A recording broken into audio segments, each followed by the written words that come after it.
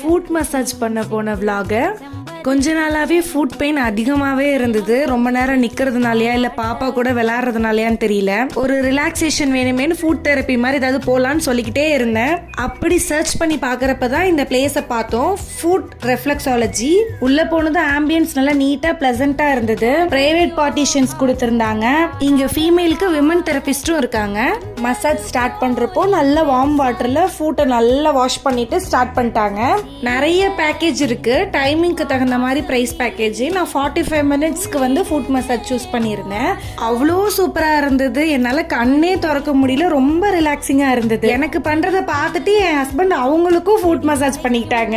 அப்புறம் last 10 minutes head மசாஜும் பண்ணியிருந்தேன். ரெண்டுமே சேர்த்து எனக்கு பர் ஹெட்டுக்கு 800 தான் சார்ஜஸ் ஆச்சு. டிஸ்கவுண்ட் பண்ணி கொடுத்திருந்தாங்க.